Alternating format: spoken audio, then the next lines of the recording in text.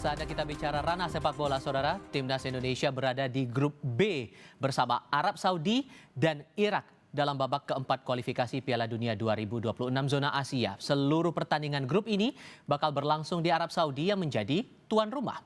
Undian babak keempat kualifikasi Piala Dunia diadakan di Kuala Lumpur, Malaysia, Kamis siang. Babak 4 bakal berlangsung pada 8 hingga 14 Oktober nanti dan setiap tim akan bertemu satu kali.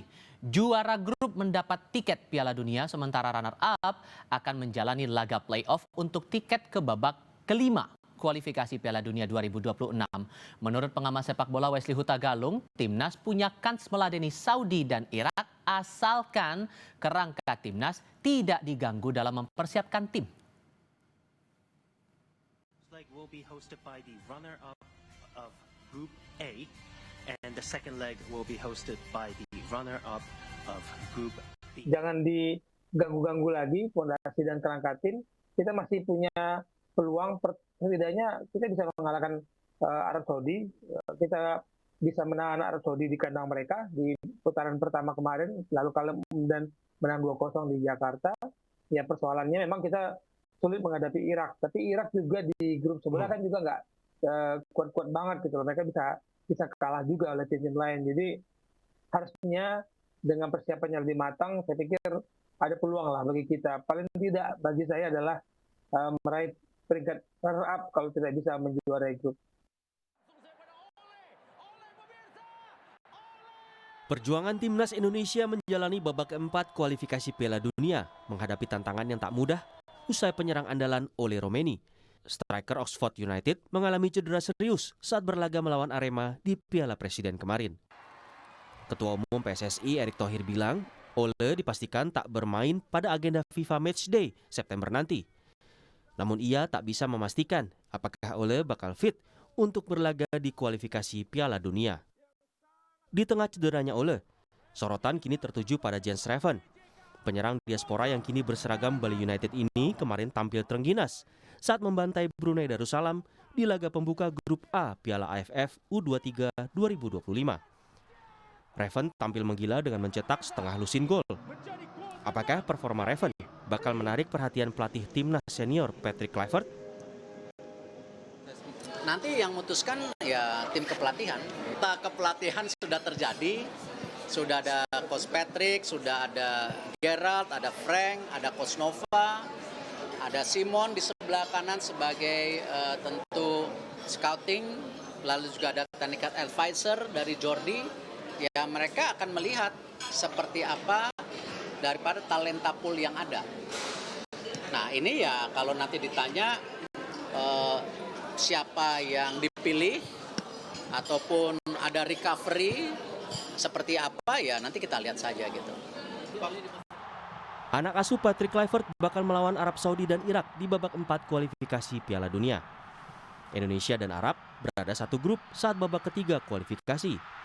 Timnas mampu menahan imbang saat main di Saudi dan menang 2 gol saat bermain di Stadion Gelora Bung Karno November 2024. Sementara Irak merupakan lawan satu grup saat menjalani babak kedua kualifikasi Piala Dunia 2026. Saat itu, timnas kalah 2 kali. Kehilangan Ole Romeni bakal memengaruhi daya dobrak timnas Garuda. Apakah Patrick Kluivert akan mencari penggantinya atau bertahan dengan skuad yang ada? Timnas Indonesia akan menghadapi Arab Saudi dan Irak di babak keempat kualifikasi Piala Dunia. Menakar peluang timnas kita lolos ke Piala Dunia akan kami bahas bersama analis sepak bola Muhammad Kusnaini Bungkus. Halo, apa kabar?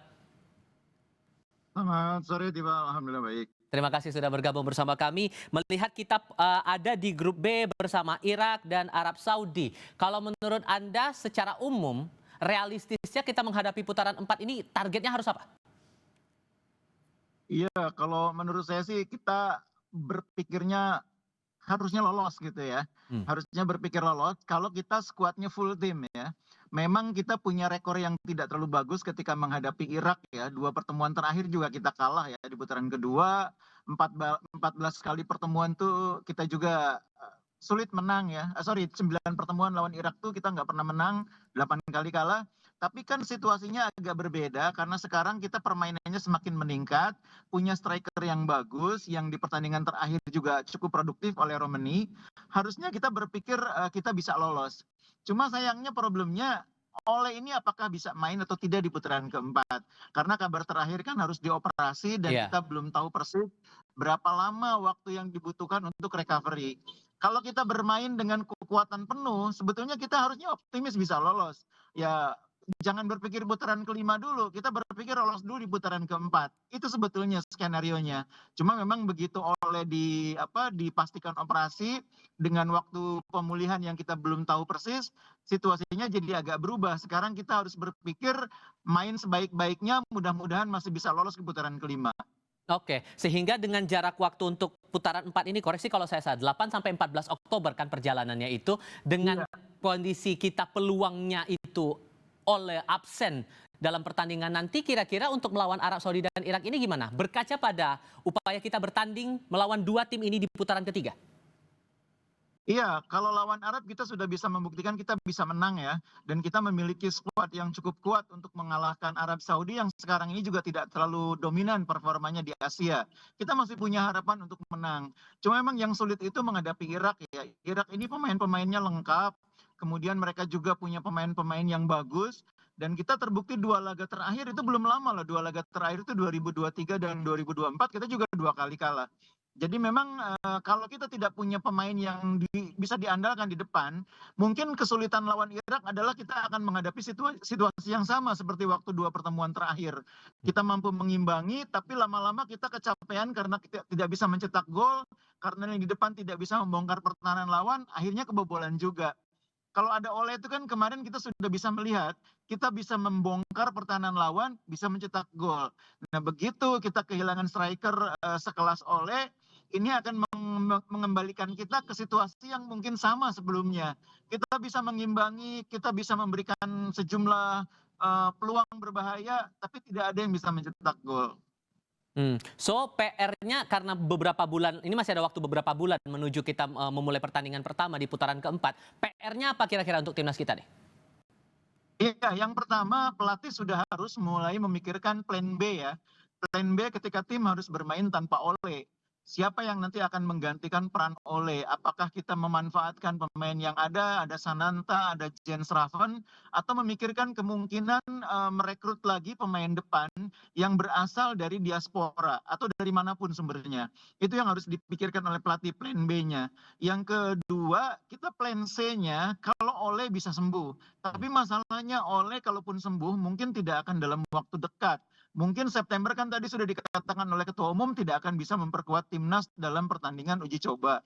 Nah kalau Ole tidak bisa memperkuat timnas dalam uji coba, lalu pemulihannya mungkin waktu untuk recovery-nya pendek, apakah siap untuk dimainkan bulan Oktober? Kalau siap dimainkan, mainnya seperti apa? Apakah sebagai starter, apakah cukup babak kedua, atau itu semua harus dipikirkan oleh pelatih. Nah yang ketiga mungkin kita harus berpikir dengan skenario yang sama sekali baru. Kita berpikir tentang game plan tanpa Ole. Nah ini ada skenario A, B, C yang harus disiapkan oleh pelatih dan semuanya dari sekarang harus dipikirkan. Kalau hitung-hitungan Anda kira-kira kalau benar Ole absen dalam pertandingan di putaran keempat, pengganti yang paling ideal menurut Anda dari kacamata Anda siapa tuh? Sebetulnya menurut saya saat ini skuad yang ada itu tidak punya karakter pemain yang bisa menggantikan peran Ole ya. Sananta ini tipikal striker murni, finisher yang masih butuh waktu, jam terbang untuk menjadi striker yang diandalkan di timnas senior. Jens Raven juga seorang finisher yang bagus, tapi pengalamannya masih sangat minim. Bahkan baru akan mulai bermain di liga profesional musim ini. Jadi memang tidak ada pemain lain yang bisa betul-betul menggantikan peran Ole. Karena itu kalau saya cenderung mendorong pelatih sudah harus memikirkan plan kita bermain dengan Ole dalam kondisi tidak sempurna, kondisinya baru pemulihan cedera, atau bermain dengan skenario tim bermain tanpa Ole, skenario tanpa Ole. Nah ini saya pikir harus dipikirkan oleh pelatih dan saya yakin Coach Kluivert bersama jajaran asisten sudah punya skenario ABC itu. Kita memang agak kesulitan dengan bermain tanpa Ole, tapi ini harus realistis kita hadapi. Oke, perihal pengaturan strategi nanti, kita melawan Timur Tengah nanti saat putaran keempat. Bagaimana penekanan yang harusnya diperhatikan betul oleh Patrick Kluivert nantinya untuk timnas kita? Pertama-tama kita harus menyiapkan uji coba yang bagus bulan September ya. Dan uji coba itu adalah simulasi menghadapi lawan-lawan dari Timur Tengah. Makanya kan sudah dikabarkan bahwa kita akan bermain melawan Lebanon, melawan Kuwait. Itu pilihan yang bagus. Kita menghadapi lawan-lawan yang memang karakter bermainnya mirip dengan tim-tim yang akan jadi lawan kita. Arab Saudi, begitu juga dengan Irak. Tapi bukan sekedar memilih uji coba yang bagus, saya pikir pelatih juga sudah harus mulai menyiapkan atau memberikan memberikan semacam program bagi pemain-pemain yang diharapkan nanti akan menjadi starter atau andalan dalam permainan tim kita. Jangan lupa sejumlah pemain saat ini masih punya persoalan. Misalnya Tom Haye saat ini masih berjuang untuk mendapatkan klub. Padahal dia pemain kunci di lapangan tengah. Nah, begitu juga dengan beberapa pemain yang lain. Ini juga pelatih harus mulai memikirkan kepada pemain-pemain yang merupakan kunci permainan timnas, itu harus mulai ikut dibantu program-program untuk mereka agar bisa menyiapkan diri nanti seperti apa menghadapi bulan Oktober. Memang pemain ini akan ada di klub, tentu mereka akan mengikuti jadwal klub ya.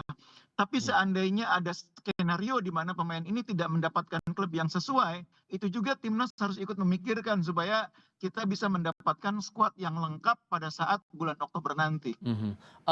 Tentu yang kita juga berharap hasilnya juga bakal maksimal di putaran 4 ini. Kalau kita boleh evaluasi lagi saat kita ditaklukkan telak saat melawan Jepang waktu itu, kira-kira evaluasinya harus bagaimana timnas kita nanti untuk menghadapi putaran 4 ini? Kalau lawan Jepang itu memang situasinya agak berbeda ya, karena Jepang itu bisa dibilang kelasnya masih di atas kita ya. Tapi kalau Arab Saudi itu kan kelasnya sebetulnya tidak di atas kita. Irak juga sebetulnya kelasnya tidak terlalu jauh dibanding kita. Kita kalah lah dari permainan waktu lawan Irak.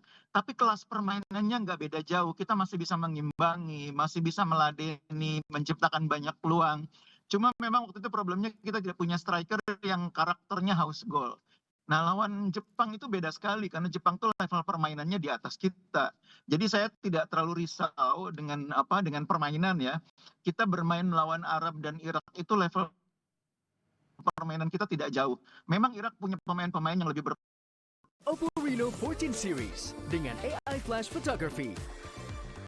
Nyalakan setiap momen hangatmu dengan berjuta keseruan dimanapun dan kapanpun dengan Oppo Reno 14 Series AI Photography Icon. Oppo, make your moment. Enak, creamy, tanpa tambahan gula. Oatside, ahlinya oat milk. pemain-pemain tipikal seperti itu. Oke. Bung Kusnaini, terima kasih banyak sudah mau berbagi pandangan bersama kami. Hati-hati di jalan ya, Bung. Selamat sore.